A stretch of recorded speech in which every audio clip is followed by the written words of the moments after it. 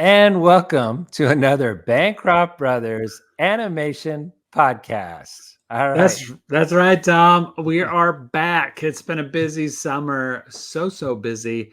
Tom, one of these episodes we got to talk about what we've been working on, and break it Yes. down for people because we're doing a 2D animated feature. I think people are going to want to know about and be excited about. We've mentioned it in other podcasts, so go back and just Actually, listen to all of them. I think we could say this because we just heard this literally today that there is an announcement going out, and it will have already gone out. Well, yeah, part of it by the time this drops on Friday, this Friday. And so our birthday is July 31st, everybody, right? Hey, happy birthday, Tom. Write it down. Happy birthday. And that when we're recording this is the 24th. So we're just days away from it. Why I'm mentioning that is that later this week, right before our birthday, there will be some images and stuff dropping from the film we're working on called The Light of the World. So they're doing a little soft launch. There'll be a press release later, but we're finally starting to populate the Instagram for Light of the World, I think. So you'll see it probably pop up on our Instagrams too, because we'll share it. Great. More images to get out there to feed the AI system. Love it. Oh, You didn't think about that, did you? I didn't see that one. So tonight, Tony, we've been talking about this for a while. We did our first podcast on AI, and that was with our friend Nico from Corridor Crew. Thank you, Nico, for that. And I feel like we kind of tapped into a new audience because just having AI in your title, people were like, "Ooh, I want to see that. Yeah, I want to learn a little something more." And then we had investors that came to us and immediately said, "I'd like to give you $1 billion because you're doing something with AI. Isn't that where the money is?" No, we're not. We're just talking about it. We're just grumbling and mostly grumbling about it in a lot of ways. So this is what we're calling our part two, AI part two. Huge caveat at the up front, everybody, is that we're just learning about AI just like you guys are. So some of you listeners know way more than we do, obviously, and hopefully our guest tonight knows way more than we do too. It's pretty easy to do. Yeah. But also we're all going to give opinions, and so those opinions are going to be our own opinions, and some guessing of like where things are headed and what things are happening. There will be some real knowledge imparted on you, probably not from us, but that's here too. So, but it's really a discussion, just kind of having a discussion about this subject that's so important to all of us right now. So absolutely. And so you bumped into this guest of ours tonight. What, at a train station? What's the story, Tom? Yeah, so we're about to introduce our guest, and he is from Meta. He works at Meta. He's in animation and illustration over there, and his name is Aniket. Bhatt. Aniket Bhatt. Aniket Bhatt. I'm going to bring you in, Aniket, and we can talk about how we met. Here you go. Hi, Aniket. Hey. Aniket. Welcome to the Bancroft Brothers Animation Podcast, Aniket. Thank you. Super psyched to be here, guys. Is this your first one? You've never heard of us before? Where are you on that spectrum? I mean, I listen to the podcast like at every episode that comes out. So, so like I might be a couple episodes religiously. behind, yeah. You're a religious fan. Good. I love hearing that. Okay, good. Yeah. Well, that's why you're here. But so I think you told me, because I have a bad memory, but I think you said we met at CTN Animation Expo a few years back, correct? It was Lightbox, but yeah, it was the last Lightbox that just last Lightbox. Oh, yeah, just last year. Okay. Yeah. And I'm sure I do remember, meeting somebody from Meta, and that was you, and I was very impressed by you. But you also told me that you're an animator at Meta. How does that work? Like, what are you animating? Yeah, so mostly just like corporate type of things, Every once in a while we get like a cool commercial or something like that. Basically, my team, any group at Meta can request and they need a video. We look at it, we go, hey, is this worth our time? And we execute it. And it's cool because there's not that many of us, so we do get to kind of wear a bunch of different hats. So sometimes I'm animating, sometimes I'm directing, I'm doing a lot of production design, that type of stuff. Wow. And experimenting with all of our amazing technology and all that. Oh, amazing. So they're like giving you like, here's something new to try. To give this a try, this little program we just wrote. I would say it's more like the engineers, like Reality Labs and all the different departments of Meta. They make a product, and then I'll go and be like, hey, let's see if this is something we can use, and if there's some kind of feedback to give them. Sometimes I give them feedback, and sometimes they add it in, sometimes they don't. Just sort of. So So this I is want to. this I is want. a I have let a me say, question first, Tony. I had okay, go ahead. There was a video, and I think it was on his birthday, but Mark Zuckerberg released of him, like, I don't know, drinking a beer, and he was surfing. Did you guys do this? No, Did on you the 4th film of that? July. Yeah, 4th Yeah. of July. No, that's all him. That He, no, we're not involved with that. You're like, you take no responsibility for that, Yeah, right? yeah. I was no, going, it's is this great. real? Like, I was impressed, actually. Oh, Yeah, did no, you it's think it was impressive. AI? I was thinking it was AI. I was thinking it was Okay. something but not Mark Zuckerberg doing it for real, and it was impressive. So let me put some groundwork for us here to kind of build a ground floor for us in this discussion tonight. So what's been going on in the world of AI, especially if you didn't see our number one, our first podcast that we did about AI. As many of you know, if you're an artist out there, there has been a lot of difficult times, things going on, things changing so quick, and it can be scary. And I guess that's one of the reasons that Tom and I wanted to have you on too, Aniket, is not that you may dispel, actually you may add to the fear level. I don't know, but it's always good to have the right information. And we're always trying to dig deeper so that we can have the right information for you, the listener, the artists out there. But since most of our listeners are creatives, are artists, just like you, Aniket, and I must say, it feels a little bit like you are working at Meta, who tends to be vilified right now by artists, that you're almost like a steak in the lion's den. It's kind of odd that that you're a creative working in this what most people would think is a very anti-artist, anti-creative atmosphere. So I'll start there by saying, what's it like, and what is your kind of day-to-day experience with what's going on with AI? Can you give us a little sense? Yeah, so I will also just say real quick that I am just sharing my opinion here. I'm not speaking for the company or anything like that. Yeah, and absolutely. Just sort of keeping it within my view. But also just real quick, I did want to give a little bit of background, which is that Yes, I went to college at University of Colorado Boulder, studied computer science and film studies.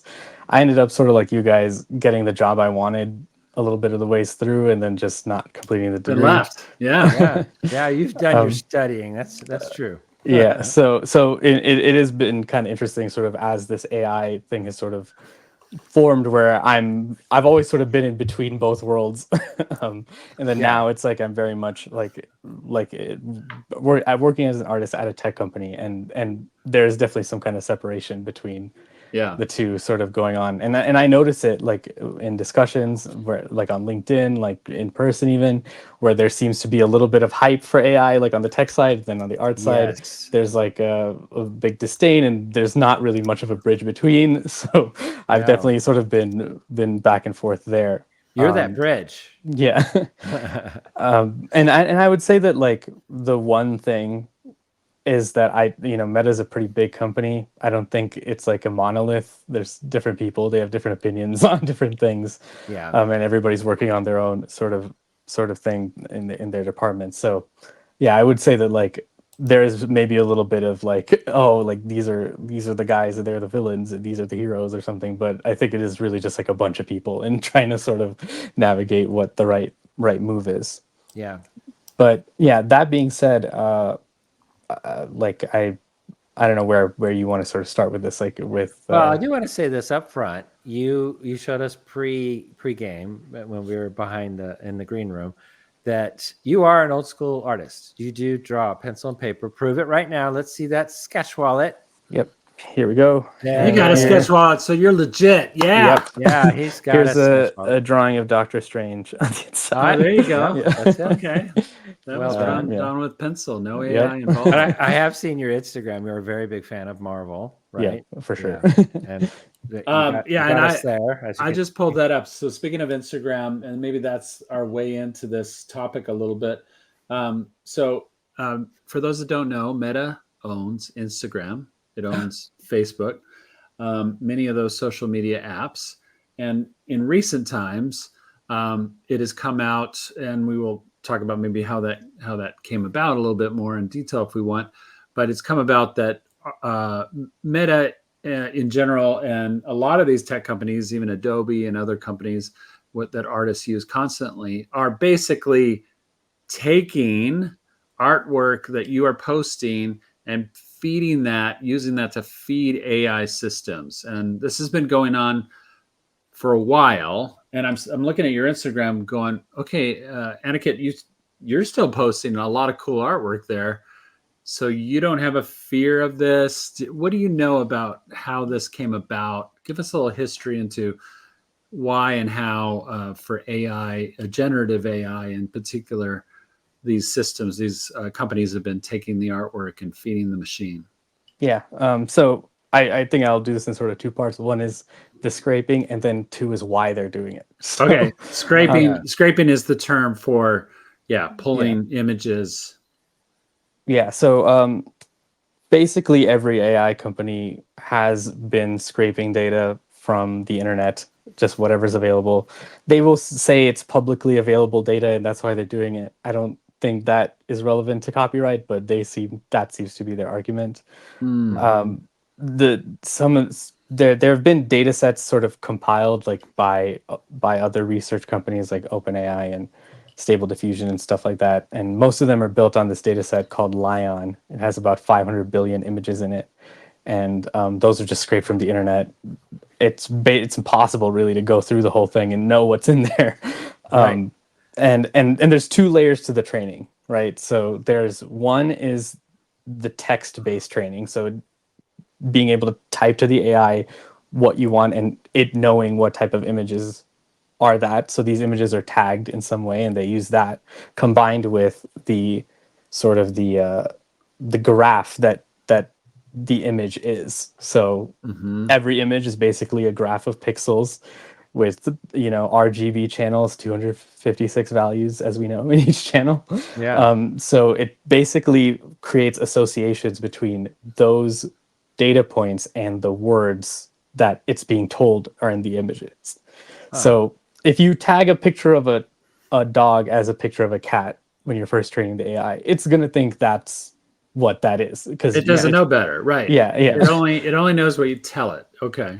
Yeah. So basically, in order to get like a reasonable result, you need to have a lot of data thrown in there. A lot of pictures of cats. Yeah.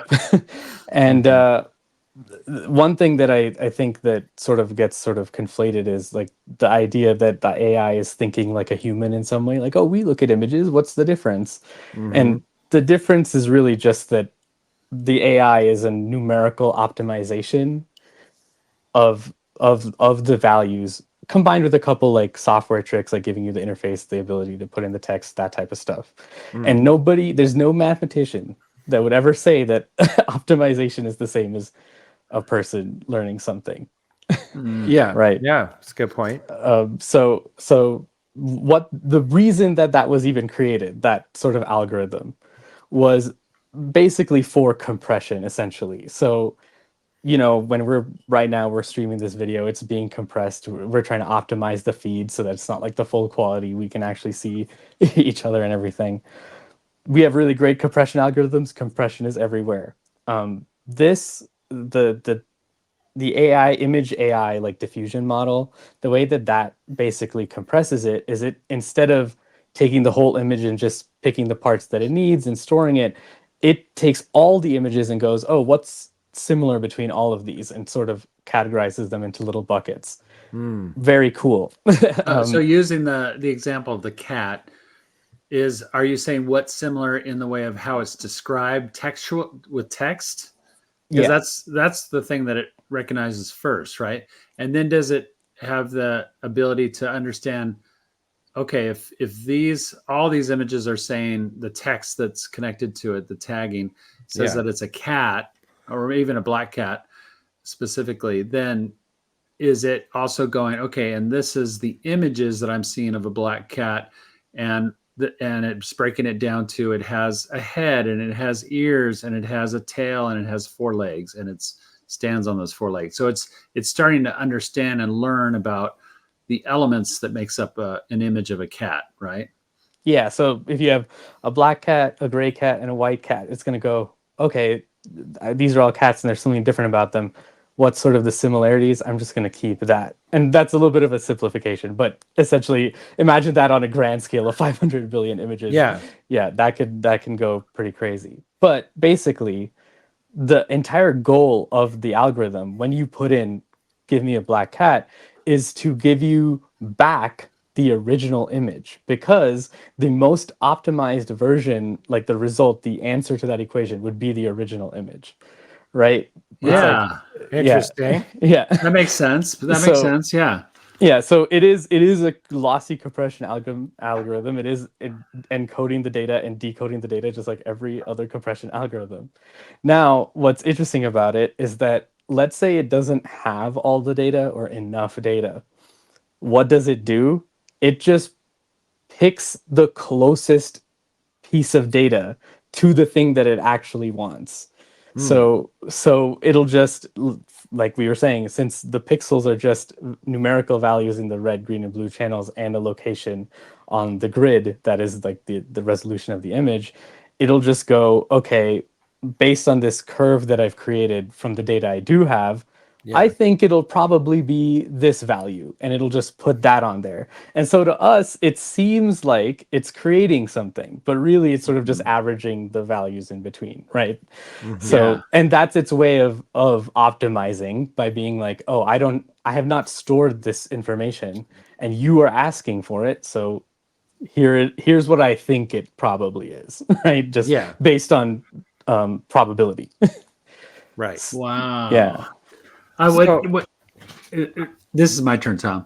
Okay. So I'm going to take the lead now. You're driving. So I guess with that, now as we start to talk about art specifically, because a lot of what we just talked about, it started with photographs and photo imaging and stuff like that, right? Of the learning that was happening.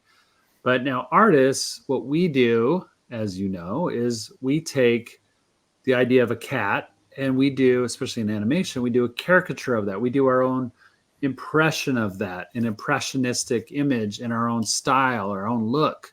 And we're trying to optimize in our own brain creatively out of all the things that we've seen that says cat in our mind. So in a way, it's similar to what you're talking about with the AI system, but we're putting it through the filter of everything that we love and know about cats and create a design of that. And of course, that's what character design is in animation.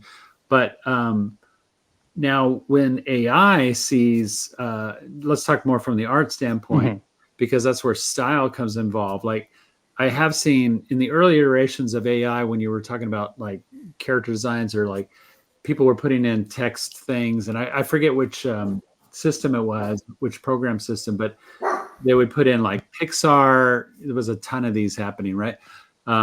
Pixar style of a cat or something. And so was that only because the computer was fed so much stylistic images or reference images from Pixar films that it started to understand what a Pixar style is, and was able to take what it knows about cats and Pixar and infuse them to create a new image?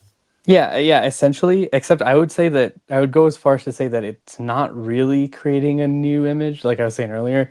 It definitely has cats and stuff from Pixar films and all that. So when it has that in there, it's gonna go for that image right away. If So for some reason, that's how you have, like, I do see oftentimes artists will go, oh, look what AI did, and they created my image again, basically, and it's like almost exactly just like their original artwork, but it's being used for something else. Well, and is that because they put in a very specific thing, like that it's a prompt? Yeah. yeah, it's an island scene with a waterfall in the style of Tony Bancroft, or you know what I mean? And then it's just going to give you back. And I've done that drawing, so it's going to just find just that. finds it. Yeah, so exactly. So let's say the caption, that's a good caption. The caption is an island in the style of Tony Bancroft. That was the caption we put in. If I then do like island Disney style, it might think that's like about seem similar and give me a result, but then it's going to round out the other values based on the probability, like I mentioned earlier. But if I put that caption in exactly, it's like, oh, I know what you're talking about, and it's going to try to pull as much of that back as possible, because that's what it's supposed to do. That algorithm will always try to pull back the whole image. So when you fine tune it, all you're doing is teaching it to pull back that original image even more. So people probably know this, and I don't. So I'm a lot of my questions are just from my own ignorance, and you'll have to forgive me for that. But so the Tony Bancroft part is, and we've talked about how images have to be tagged or subtagged or something like that, right? In a way that it understands that this is a piece of Tony Bancroft art. But how is it taking my artwork from the internet, whether it's Instagram or somewhere else, and knowing that that's Tony Bancroft's? Are all my images somehow on Instagram tagged with my name in them? Well, yeah, they would be, because your username is on there. Okay. So and if the is comments or something have it, sometimes they can scrape those. I'm not like, it just depends on who's doing it. But also sometimes some of these companies have people looking at them and tagging them. I think the Lion database did have somebody looking at the images Well, that's to what I was some going to degree. ask. Was this a human inputting some of this data, tagging data, or was it just a computer doing it every time based on however it was uploaded? Like, Yeah, it's probably like 90% a computer and then maybe 10% a human looking at it.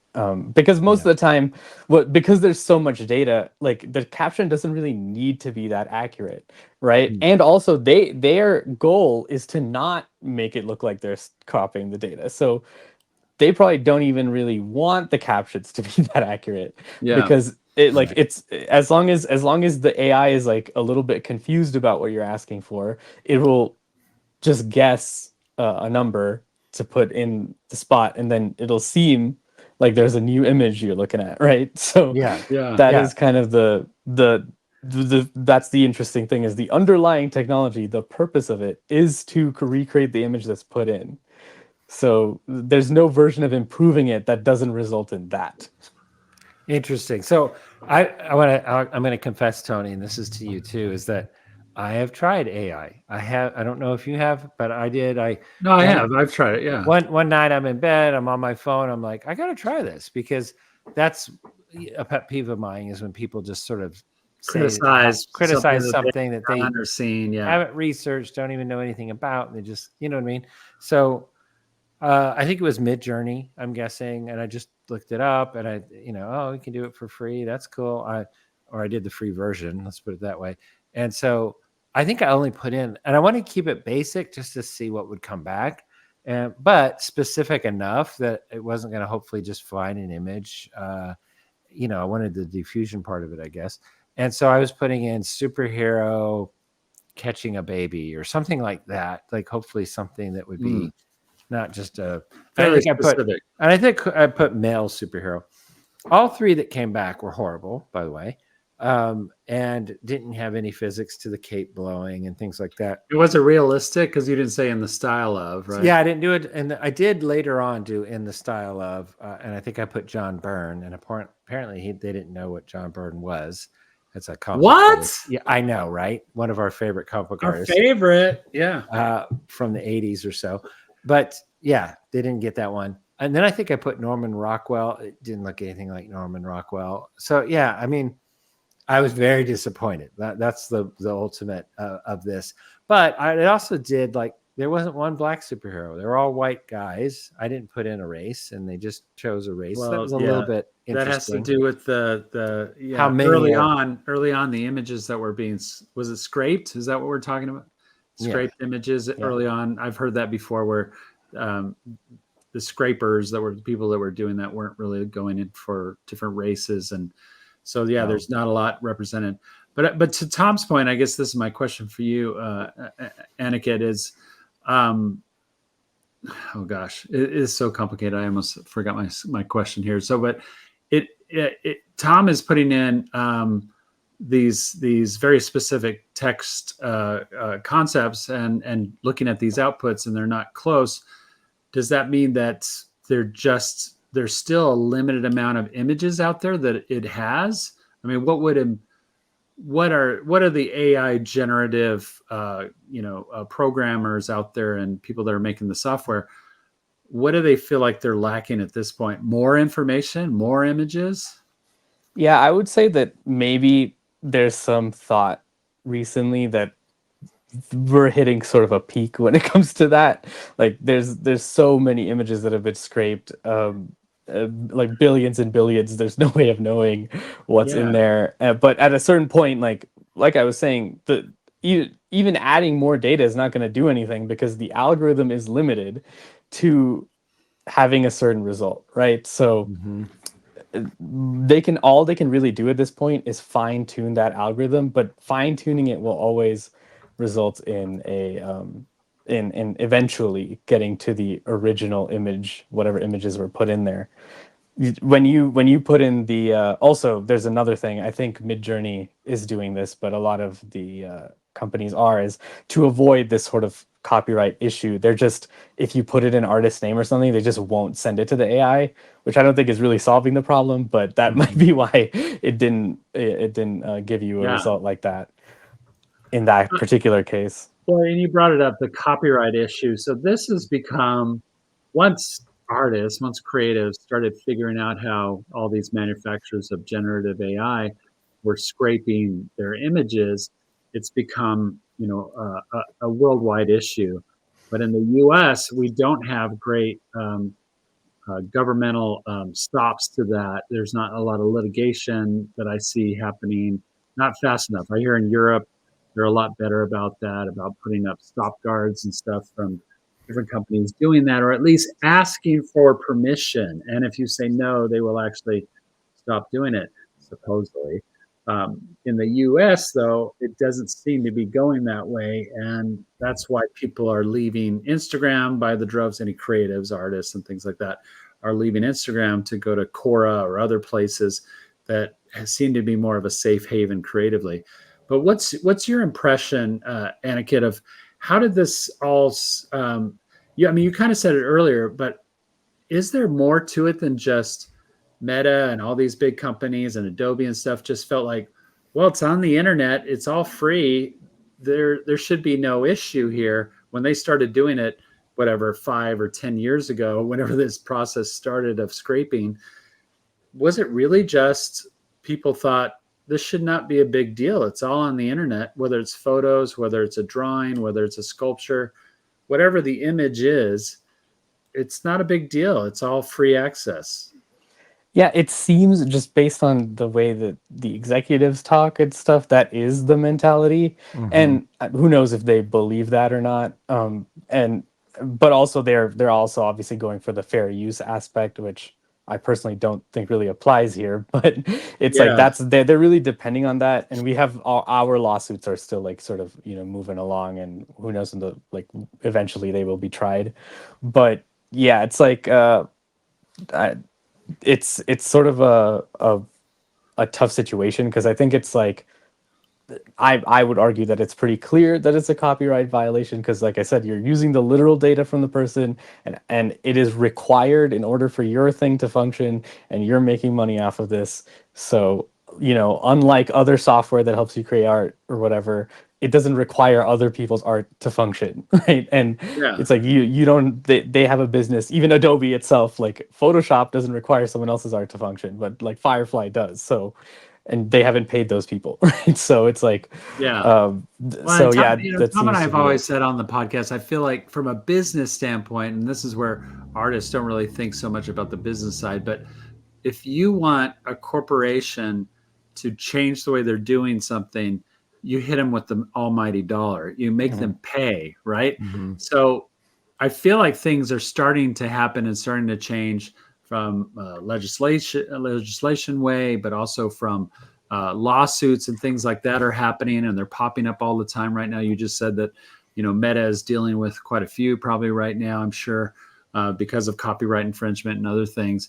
But I always felt like that's the thing that's going to make this change in any kind of positive way for the creative, is if it's not just well, it is popping off of Instagram. I think that is something that hits them in the dollars and cents of it all.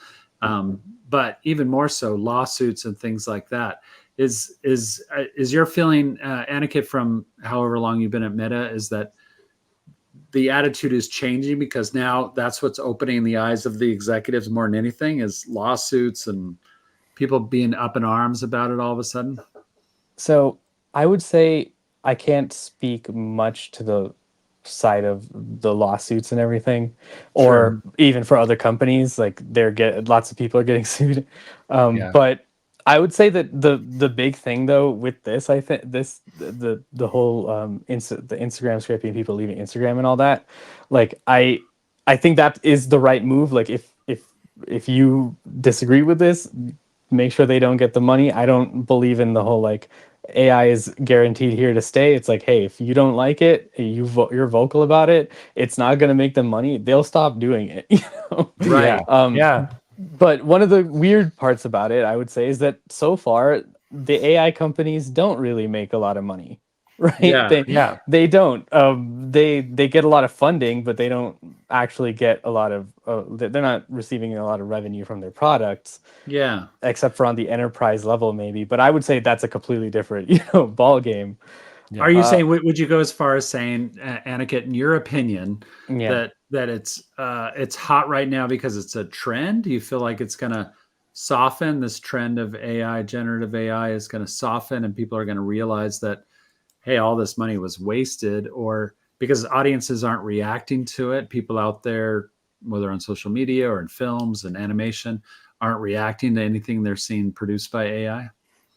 Yeah, I think that generally, like it doesn't seem like the audience is super into like just AI generated things. Right. Like Yeah. anytime it comes up, it's not really like particularly lauded. Oh, I have my video like disappeared, but Oh, Did we it? can still We can see still you. hear okay, you. we're good. Yeah. Yeah, we can keep going. Yeah. There's a quote from Steve Jobs that I like saved here, that I think is like kind of relevant to this, which when asked about the Pixar short films, he was saying that and I'm going to paraphrase it a bit, there was magic in the short films right away. With the rest of Pixar's technology, the computers and everything, you had to be an expert to understand it. But the technology didn't matter when you were watching the short films. You just liked it, and you didn't care what the technology was. Right. Yeah. Whereas with the AI stuff, it's often like, oh, this looks weird, and it's like, oh, but it's AI, it's gonna get better. Like you have to Yeah. say Yeah. that it's There's AI in there's order a for anyone to caveat. care about it. Yeah. Well, there's a it's lot of so- forgiveness. Yeah. Yeah, Yeah. it's so funny because I've seen a lot of these AI, video tests, generative videos, and it's like there was one that was like a little ship, and it looked like it was in a toilet, right? It was in the water and bobbing up and down. And for AI, it looked amazing, but I had to kind of step back and go, wait a second, if the world saw that in a movie right now, they would tear that movie to pieces. We know how people are so picky about their effects shots, right? Yeah. And it's funny. You're right. I think people are very forgiving because they're like, no, no, no. But what you need to know is a computer did that by itself. Yeah. Okay. Yeah. Well, no, by the way, Well, it wasn't by itself. Yeah. Yeah. That part is very speculative in that obviously Uh-huh. it's pulling from the world, basically. And where you guys are heading right now is exactly where I want to head. Just recently, and it's this part, the commercialism of AI and where it's going with business because of the copyright, not being able to copyright what's produced by AI is what I think is hopeful in a way to a lot Yeah. of the artists that are fearing scraping and things like this is that the bigger companies, and I do think 2025 is going to be the year of lawsuits about AI, and more coming, because what we're going to see is so many billionaires have gotten into the AI game. They're just all these investors are investing in AI. I have a company, Pencilish Animation Studios. If I announced I had an AI feature film I was doing, I know I could get more money. They would come out. I don't even have to prove that how I'm going to pull it off. Honestly, Yeah. They don't even care about the story. they don't care about the story. Yeah. No, no. Yeah. They No, just literally, this is how they're investing right now. It's insane.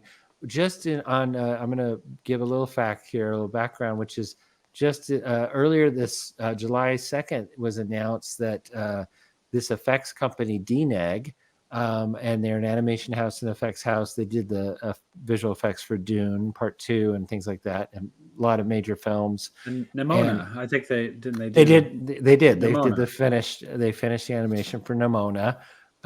When they got it from Blue Sky. Anyway, they just got $200 million to create a new AI innovation, and it's funded by an Abu Dhabi-based fund to expand and go into AI entertainment, basically, mostly to kind of, it looks like, to create more, some cloud-based software and AI technology for the media industry, is what it's saying. But also to kind of make stuff using AI, honestly. So what that kind of makes me think right off the bat, that isn't in any of these stories, is they just got $200 million too little to do what they need to do. Many people I've talked to have said, oh, that is not even close to what they're going to need to build their own AI system that's clean. It's a clean database. So, okay, well, just break that down. Clean database. What do you mean, Tom? Yeah, so let's talk about that. You already have said that a lot of the scraping and stuff has been going on for years and years, and there's like a few main AI, and we could call that machine learning. That's for Nico. Hello, everybody. Nico had corrected us and said it's really machine learning that we should be using the term rather than AI. It's too general. But they're both about the same idea. AI is artificial intelligence. It's learning from something. And so anyway, and that's what machine learning is. It's learning. So we'll just call it about the same idea. But all that scraping and stuff has been, so when people go, I'm going to create something new using AI, and I mean a program like Midjourney or something like that, aren't they all going back to these original sources of databases because somebody's built something that took years and years and has billions of images in it? Yeah, so I mean, so the thing is, like, yeah, if we're doing this generative image-based thing, that's exactly what's happening. But there are plenty of machine learning and AI use cases that don't involve that. So, potentially, and I would say those are much more efficient because they're not, you're not just pulling in data, tons and tons of data on tons and tons of servers, just burning the electricity, like creating that, right? Yeah, right. So, potentially, like in the case of DNEG, if they're doing AI research and they're not trying to build a model like this, they could do it with that amount of money and it might be clean and it might be fine. But if you want to make a model like Stable Diffusion or something like that and use your own data and build it up yourself, that's like just not in the realm of possibility for anyone except for like multi-billion-dollar companies, and it costs a ton of money. That's why these AI companies need to keep getting funding, is because they need to keep they need to afford the compute cost. Microsoft put $10 billion into OpenAI last year. It seems like most of that is in compute costs, but they have an entitlement to 50% of the return of that. So like OpenAI needs that because they need to keep their their company running. But the estimate is that they burn like $700,000 a month or something like that. Like it's not cheap, and they're not Billions. making money now, I would assume. Yeah, I mean, that's really investing hard into a future that is still so unknown. That's the thing that gets me about everything we're talking about, is people have gone, and when I say people, corporations, billionaires, people with money, people that are driving the future of where things are going, have gotten so excited about AI. It feels like almost overnight, and so much money is going to it. That's why, in our first podcast, we were like, if you think you're going to just come out and say, I'm against AI, they need to stop doing AI altogether. It's like, well, that ship has passed a long, long time ago. You don't even realize. Well, there's too much money on the line. Too much money poured into this. And when there's money on the line, of course, it's going to keep going. It's going to be. But now, Aniket, and I don't know if you've heard this, but I've been hearing for the last year and a half at least, and maybe it's been going on longer, Disney Studios, we're talking about clean databases. Disney is going to be one of those companies that are going to stay away from lawsuits. They're going to stay away from copyright infringement. They're all about copyright. So they're protective of their copyright. So they don't want their stuff to be scraped and used in any kind of way, even though it is being used in a lot of ways right now. We talked about Pixar.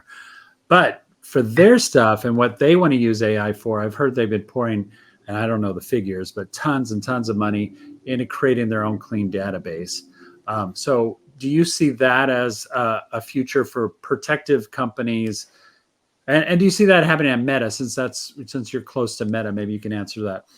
Are they investing in doing their own clean database for some of their AI systems that they're working, generative AI that they're doing right now? Or can you even say? I can't say much about Meta, mostly because also, as far as any of the generative AI features that exist on Instagram and stuff, they're mostly just like in the chat or something like that. It's not, even Apple's is like that. Like, it's not really supposed to be used for anything other than some kind of amusement. So it's like, like I don't know much, if there's much to say about that. But in regards to like Disney doing something like that, this is my thought about that, and why I sort of feel optimistic about it. Is the MCU cost approximately $10 billion if you look at all the films combined, and they returned to make all that, right? and they brought in $30 billion. So obviously there's like the split with the theaters and everything, but that's you put in $10 billion, you get 30 back, and that's not counting parks and merch. You said 30 billion back, right? Yeah. Okay, I thought you said 30 million, but you said 30 billion. Sorry. Okay. So they made a profit. Good. Quite a bit. And that's like over like the 15 years or whatever, right? So it is a long-term play. But okay, in that $10 billion, how many artists did they hire? How many crew members? How many actors? Like how much of the vastness of the MCU built off of that $10 billion. And like I just mentioned, Microsoft put $10 billion into OpenAI last year. And that's not going to last 15 years, right? So if we're looking at just like, okay, if you're a studio, if you're Disney, at what point does that cost? Like, it's like at a certain point, it's like a sunk cost. Because if you know that you could put $10 billion in and get 30 back, something like that. Yeah. That might be the move, and you get to hire people and you get to have everybody working. Sure. Or you put all that money into an AI to maybe cut costs on that for an AI that has never made an MCU movie. Right. Yeah. Well, you don't know what's going to come out on the other end. I mean, that is the argument of that, is because the MCU is built off of continuing success, and that's what drove the executives to greenlight more money. It's not like they said, we're going to spend $30 billion. We're making that choice right now. $30 billion coming out of our bank, and we're putting it into that. And we know, or we feel confident that it's going to become, or I guess it was 10 billion you said, and it's going to translate into 30 billion down the road. 10 years it is the now. Opposite. What we're seeing is like, I'm going to put $10 billion into something that I have no idea if it's going to have a $30 billion payday at the end of it. Yeah, and like I was mentioning earlier, at the end of the day, it's as they fine tune it, it's just going to pull back the images that they put in there, which I don't know if that's particularly useful to them for this case. So you're saying, when you say that, you're saying like, because the AI, generative AI, is going to start to just pull on itself, right? Pull on images that it's created. It's not just new material, fresh images, but it starts to iterate on itself. No, I'm saying it's just going to pull images that are more and more similar to the images that were put in the first place. So there's a paper that was released by Meta recently. Amazing engineers, they're geniuses. They basically showed that it's basically like they were able to prove that if you take an AI image generator and you have three parameters, which are consistency, quality, and diversity. So basically, consistency as in it's not like wiggling around, the quality being like the realism or whatever thing you want, and then diversity being creativity. You can only basically move one of those sliders up or two of them up, you're going to have to give one up. There's no way that you can have something that's both consistent, good quality, and creative. And Yeah. that's exactly what you need for every type of movie that Disney makes, right? Like, Yes, yeah, good you point. need need all three all of those. three of those. You can't just Yeah. have like, oh, this is like good quality, but it's the same as the other thing, right? Like that doesn't Right. necessarily work. So that's just mathematically proven that none of the diffusion models or any generator right now, and possibly ever, that's sort of up in the air, at least with the current way that they're made, they can't do all three. So But now, so that gets released, and it sounds like mostly computer nerds are reading this. Maybe not. That hasn't gone out to the yeah. to the world at large potentially, but you would think that people that have $10 billion that are putting into AI right now, they're probably reading that. And do you think that that kind of a report would come out and just basically destroy AI? In that, I'm not going to invest $10 billion for the next 10 years. Because, oh wait, this just said I'm not going to get everything that I think I'm going to get out of it. Yeah, and that's exactly like right. Like it's like, no, it's just computer nerds like reading this. Like this is a research paper, right? Right. And like yeah, like all these researchers, they're doing all this research. They have no, like the researchers, they don't have any investment in any of these companies like making all this money. They're just happy doing their research. Yeah. But the people selling the AI, they don't really care about the research necessarily, right? They're just like, Right. here's a product, we're marketing it. So, they're going to the studios and being like, hey, you could do this. And, Yeah. they're salesmen, they're selling it to them, Yeah. and the studio is agreeing. And if there was an executive out there that read research papers, Yeah. that would blow my mind. Like, I don't know. Yeah, right. I don't know who's doing that. Like, it's people Right. are just going, oh, here's a vendor, on a production. What do you guys think? Okay, let me take their opinion into account. There's not a lot of like heavy scrutiny on that. And Yeah. I think like to sort of put a little bow on it, it's like it's probably going to get really bad for a second, because the companies are going, okay, I want to try this. Yeah. But we can see sort of mathematically that it's not going to work. So there'll probably love have to that. be a Math correction. is working for us. Yeah, there has to be like a correction later, right? So like in my mind, the reason to sort of circle back to the original question too is I'm not that afraid of it for that reason. Is that I don't see this being a long-term solution at all, and it's just sort of like being a short-term sort of thinking. That's my thought about it. But also I do acknowledge that I'm sort of in a good place, like I'm taken care of and everything, and there are students and there are artists sort of looking at like, okay, well, it's causing me a problem. Sure. Right. And like I don't have yeah. a job because I got Right. replaced Yeah. because of There AI. is a, we'll call it momentary, but it could be 5-10 years momentary, where there's this hiccup where people think it's the next best thing and they're laying people off. And what I'm curious about, and this kind of leads into what we were just talking about as far as like expectations of AI as opposed to the actual realities of AI, is, I can see that we haven't really seen the success, really, right? Like Marvel used it to create their title sequence for Avengers. What was that one? For Secret Invasion. Secret yeah. Invasion. Secret Invasion, yeah. And basically just got beat up for it because they, it was really premature to do that. And everybody was like, oh, that's my art style. You stole from blah, blah, blah. And so I wouldn't say that was a success. And I don't even think artistically it looked like a success. It just looked kind of lumpy, is the best way to put it. But what I'm saying is like, okay, so they've invested for a few years. The first movies, and we're really all concentrating on animation and entertainment here in our talks. And I know AI is extremely successful over on the computing end of the world and all that. That's going well. Okay. But we're just talking about images and entertainment, which take creativity, right? Take the human creativity is really needed, right? It's not zeros and ones. This is the creative factor. Yeah. What we're going to start seeing those things come out. And I have a feeling that those same people that are hard on the newest Spider-Man movie or the newest Deadpool or whatever, and go, oh, it looks like crap. And I didn't like the costumes and all that. how are they going to feel about this crappy AI? Because they're going to be crappy when they first come out. Let's be honest. Yeah. And how many times can you make a crappy movie that doesn't make money and keep doing it, right? Nobody keeps making. That's how Hollywood works. They only work on success.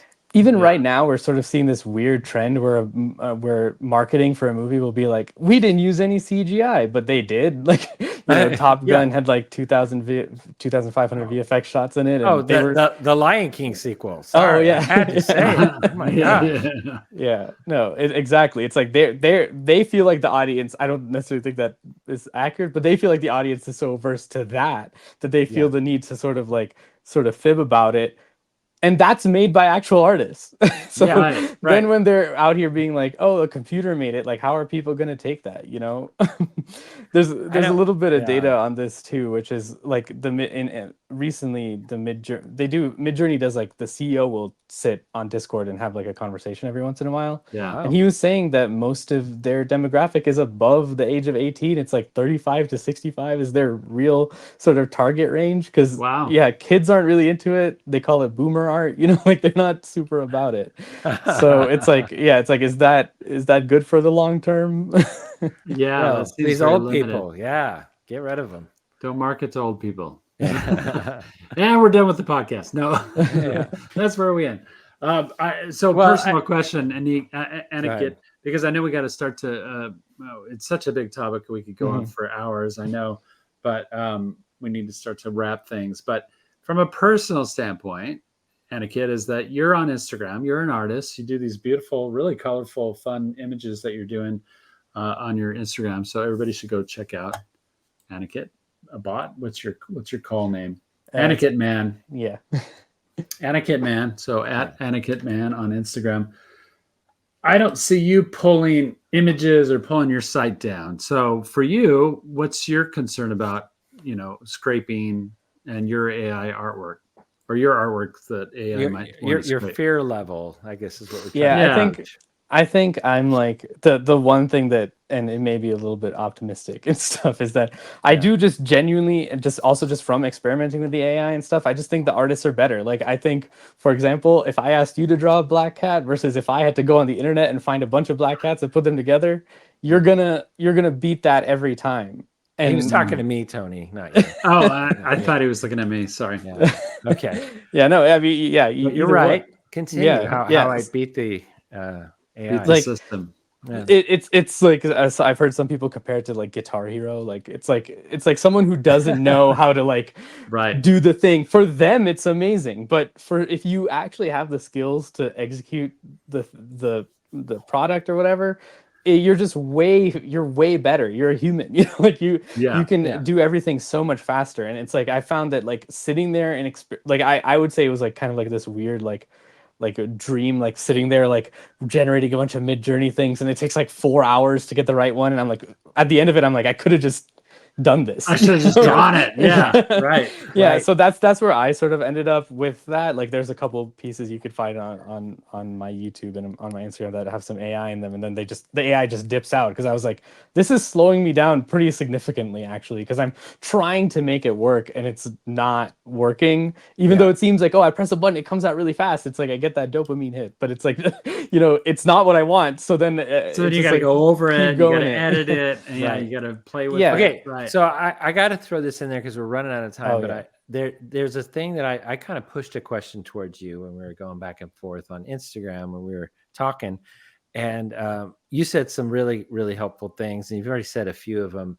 But I want to say this is like, Tony and I have always said, like, when there's a new thing coming out, and this was Bitcoin and NFTs, all that. Yeah. I feel like AI, VR, now AI, right, is like the new hot thing. And some of those look like they were going to kill art, and they were stealing illustrations, and they were, you know what I mean? Like, there were always sort of negative sides to all of those things. None of them took off as big as people thought they would. And I do wonder if that's what's going to happen with AI in the long run. And we'll see it plant in certain areas and maybe not plant in, say, entertainment, because that's not a good place for it. Who knows?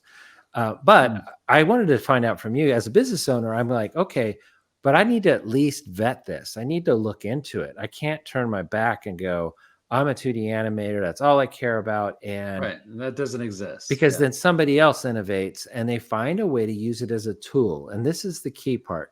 To me, I've been in search of, and I know a lot of people out there have, in search of finding, is there a way where artists and AI can work together? If that had to happen, because the worst case scenario that we're all hearing is, oh, no, it's going to take your job. Well, okay, but is there an in-between where it doesn't just clear us all out and take our job, where it is a tool that helps us perform better and faster, right? And we get to use what we're good at, right? Which is, say, those drawing abilities and those, especially the ideas, the creativity that the artist has. And so I have seen people do concept art and things like that, where they do iterations using AI first, and then they'll kind of change it and tweak it from there, but they'll get some ideas from it. You could say, I think that's a lame way to use it personally, because you're getting ideas that are just other people's things combined in usually really odd ways. So I don't see how that's super useful. Because when you're on a production, it's very targeted work. Like, I'm trying to do a thing that gets Very me from here to specific. here. Yeah. It's specific. So like, just, oh, tell me what you want, AI. That's not filmmaking or making a story anyway. So long story short, I kind of threw at you. I was like, is there a way where I could hire Glenn Keane to make an animated film and only have like 10 people? Because I'm an independent filmmaker too. I'm not Disney, right? I can't afford. So if I spent all my money, it would be kind of a dream project. I spent all my money that I have, and I'm going to make a movie for only $10 million, not the 110 million that probably Disney would spend, but I'm going to make it look amazing because I'm going to hire Glenn Keane to animate the whole thing. But he can only do like every, whatever, we'll say 3 drawings per scene, right? Because, but I'm tapping into the art. I create a user base that is his designs of that. We'll say it's the Beast from, no, that's copyrighted. He makes up a new character. It's like a female lead character. He makes up a character. Well, Adam Raccoon. I mean, we did a podcast with him. That's his original concept. He's got his own. And so we put in all these drawings of Adam Raccoon, and we make a clean database. And then we basically have him do all the key poses for every shot. And then we tell it, Bing, in between it and put it in color, like ink and paint it, basically. And that cuts down on, now, yes, you could say, I admit that would be cutting out a lot of people's jobs. I hear you there. That's one argument. But I just want to know, could you even do that? Because that would be using it as a tool that would help save 2D animation in a lot of ways. I want people to hear that, because 2D animation isn't exactly doing great. It's slow and it's expensive, and it will always be, unless you could do something like this. And so this would be getting the very best animator, the very best art, and all that, and then just having it do the technical stuff, right? If that was the scenario, could that work? Could AI even do that? I would say that there's no way that can exist, like sort of like we mentioned before, without using data that is from other people. Because even if you're just trying to get that sort of in between thing, it's still going to pull that data in. Whether you you can like train your own model, but I put air quotes on that. But it's that's not necessarily all you're really doing is fine tuning the model with your data. So even if you feed in like your Glenn Keane drawings into there, it can use those, but it's still using the rest of the data set. So I would say that is probably just not the way to go about the solution to that problem. And but the solution to that problem, I'm not the guy to figure it out, but it probably is a mathematical solution to that problem. And potentially it doesn't require this technology, because like we said, it's like a math equation that does a specific thing. There could be another math equation that someone could come up with that could maybe solve that issue. Yeah. So it sounds like one of your answers, and I think you said it when we were talking online, was, well, first of all, you'd have to have, I don't know, we'll say $1 billion to kind of create database. That database, because it's more than just the Glenn Keane drawings. Right. You gotta have the database that basically knows how to animate. It's already been taught that. It's been taught what a hand is. It's taught what a guy is, what a person is, like basics, right? And all those basics is like years worth of and billions of images and knowledge, right? For it to be able to know that before you can even do the thing Exactly. that you want to do, right? Teach it how to do ink and paint, right? And wouldn't that database have to be every single Glenn Keane drawing he's ever done in his life? Well, or what? That wouldn't even be enough, because the key thing about training Yeah. the AI is that you have to train it on basically three things. One is like the thing you want, which is like the Glenn Keane drawings. Two is the things that you don't want. So you need to train it on real life images as well, so that it knows the difference. Yeah. And then the Oh. third thing is you also need to train it on AI images, so that it knows what an AI is making. So it needs to sort of compare the three to each other. So Oh, yeah, so like there's no way to like just take a bunch of Glenn Keane drawings and throw them into an AI and like train it. It has to be trained on non-Glenn Keane drawings. It has to be trained on the world and stuff like that, you know, just so that it knows the difference between things. Because also you're only using words to describe it. It can't actually see. So Right. yeah, like it needs to be told with words essentially, and the graphs, the photographs, like what everything is. That's why text prompting and in the future they say, oh, prompters, people that know how to put in just the right specific kinds of prompts, text prompts, are going to be so valuable in the future for AI, right? Is because they know just what words to input so that the AI can really delineate things better, right? Well, I would say that that's probably like that seems to be a trend that people that I hear that a lot, but I don't really get it, because that can change on a dime. Like that's what I if a was new thinking. model comes out, then the prompts are totally different, you know. And Really? yeah, Okay. the best way probably isn't even with prompts. Like I've seen different examples where it's like someone has ZBrush open and they're sculpting, and then the AI is just sort of finishing it up, and it is using like stable diffusion and pulling the data or whatever, but like it's like not text based input, which I think is where that's sort of headed. Is the text based input is just sort of like just because we have that right now, but Yeah. eventually we probably don't want text based input, but at that point we haven't really solved the issue of of pulling Right. the data. And I think honestly, the test-based stuff, generative AI, is only sexy and interesting to people that can't draw, right? Like Mhm. that it's like that's the way they sell it practically. Is like, hey, now you can make your own little movie, even though you don't know how to do it or anything about it. We'll do it for you. Basically, you just tell us what you want, and we'll do it. And that's what the AI is selling. Yeah, I had read an article about early AI and how Hollywood was getting into it, and kind of the fear and the promise that some of the streamers, some of the studios was looking at. Fear not for the studio, but fear from the creative standpoint, but also the hopeful promise from the studio standpoint was that one day we would get to a point where Netflix would just be somewhere that, yeah, it has all the old pictures that have been produced, but you'll be able to, in text, type in, show me a cowboy movie that has a third act romance and a betrayal by his brother or something, some basic text prompt for a story. It's not just writing a script for you, it's actually making a movie that pops out and you get to enjoy it on a Friday night with your family. I don't think That that's seems ever. so. It Yeah, I don't know seems if anyone so even wants that. impossible. It seems so impossible, and it's so impossibly ridiculous to think that it's going to come out with anything fun or entertaining that doesn't feel exactly like every Western I've seen, or, you know.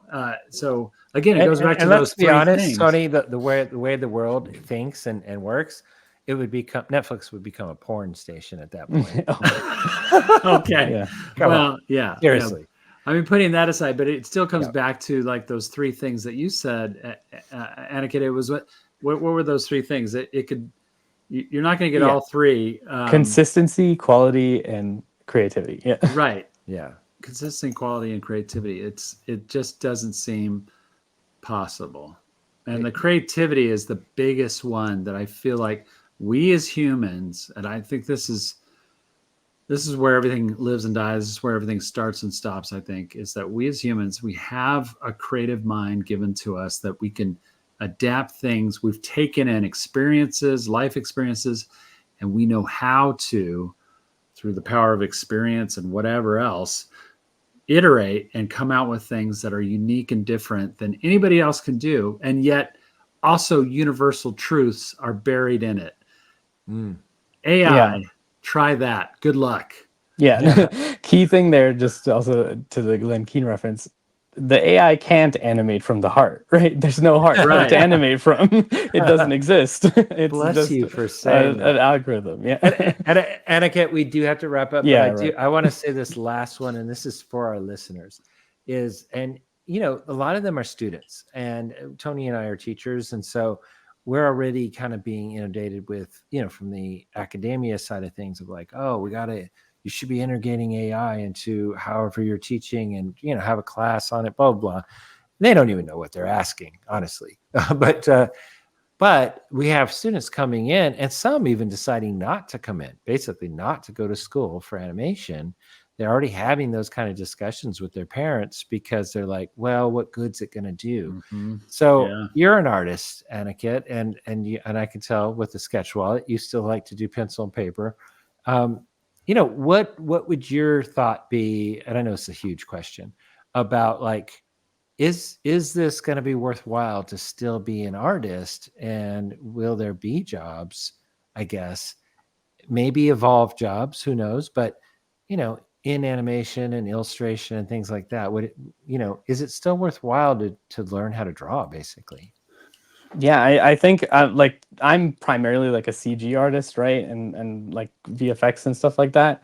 Yeah. But I always like am dedicated to making sure that I know how to draw because it's so like fundamentally important. Yeah. And like I said, I studied comp sci and film studies in college. So Hmm. I would say to a student, hey, if you're worried about this and you want to learn the art, either go to school for the art, learn one of these more practical skills. I hate to say practical, but like one where that you're going to get a job. Yeah. At the same time, either go to school for that and then learn the art on the side, or go to school for art and learn that on the side. Either way, whatever works for you, do something like that. And for example, Pixar has a lot of programmers over there, right? Like then you get into Pixar, you're programming. You have more of a chance for people to see your illustrations and stuff, and you get to maybe learn from the people over there because that's like a pretty, small space compared to the whole wide world. So yeah, maybe just to be safe, add some other type of skill to it. But I don't think there's going to be like a extinction event or something. Like we're gonna be around. We're going to be around, and so is 2D animation. I'm going to just say that. I don't know, but I do think that things like that will always survive because there's always going to be, whenever there is a passion and people are find something appealing, they're going to go towards it. So we just need to keep making really creative, cool human things that people connect with emotionally. I think we're going to be good. And you know what? Maybe not worry about it so much, and let the big Disneys of the world, the big conglomerates, spin their wheels and try and evolve it, and they might do it. Who knows? But honestly, in the meantime, we can be making some nice independent films and shorts and things like that really entertain the world. Yeah. So I guess in a way, we're kind of leaning into drawing, aren't we, Tony? So we are. And I do want to say too, I think we need to keep fighting for, and I know Tom and I are big proponents on the podcast for fighting for legislative rights to copyright. Copyright is a very serious thing. Yeah. And it's really, we didn't talk a whole lot about it. We can do 5 podcasts just on copyright infringement and the meaning of that, and AI and how that's happening, how it's being handled. But it is happening, and artists need to know that it is happening. But you also have to have your own opinions about, you said it best, Aniket, about whether you post things, whether you put things out there into the world. What does that mean for you personally, as opposed to hiding away? And I think fear-based decisions, to me, is always a big mistake. So I'm going to say, make it make sense for you, make the choices that you can make. And in the meantime, we all got to be working together to iterate against copyright infringement wherever it happens. Yeah, for sure. Definitely. Wholeheartedly agree. Amen, brother. Amen. So all right. I feel like Aniket knows our sign off. Do you want to do the sign off? Yeah. Oh my gosh, yes, I would love to do that. That would be great. I want to hear if you do it just right. Go ahead. All right, it's like animate from the heart. That's Nice. perfect. That's right, everybody. Anime from the heart. And thank you for being Now, on. your pause could have been a little longer. Yeah, Charlie. It's okay. Go a very little longer pregnant next time. pause. Yeah. It's almost to a point where it's awkward. Like, Right. anime Tony's like, From the from the heart. Yeah. Yeah. If you like what you just saw, please consider subscribing to our YouTube channel, Pencilish Studios.